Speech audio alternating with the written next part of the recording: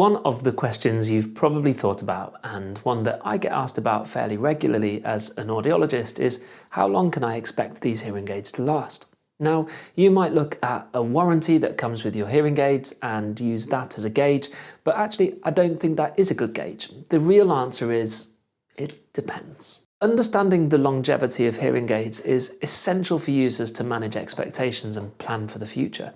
The lifespan of hearing aids is influenced by several factors, including the type of device, the level of care and maintenance it receives, and changes in the user's hearing condition or physical attributes. In-the-ear, or ITE hearing aids, are compact devices that fit entirely within the outer ear. These are custom made to fit the user's ear canal precisely. However, over time the shape of the ear canal can change due to natural aging, weight fluctuations, or other health conditions.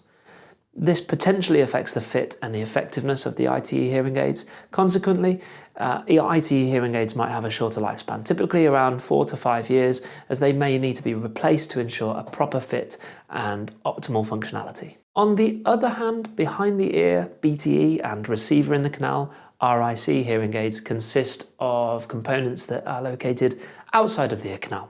BTE devices have the electronic components housed in a casing that rests behind the ear, with sound delivered in through the ear canal through a tube and ear mold.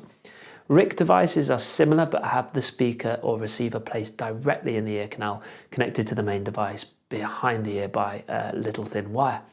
These configurations allow for easier maintenance and adjustments. Since the parts that may require replacement due to wear or changes in the hearing needs, such as an ear mold or receiver, are separate from the main electronics, BTE and RIC devices can have a longer lifespan. With proper care, regular cleaning, and necessary adjustments, these devices can last significantly longer, often beyond the typical 5-year mark. Now, you might hear some people say the average time for someone to have a hearing aid is between 4 and 5 years. And that is probably about right, but it isn't because the hearing aids just stop working. Technological advancements and personal preferences may also influence the decision to upgrade hearing aids before they reach the end of their functional life. Users may opt for new devices to take advantage of improvements in technology, such as better sound quality, connectivity options, or more discreet designs.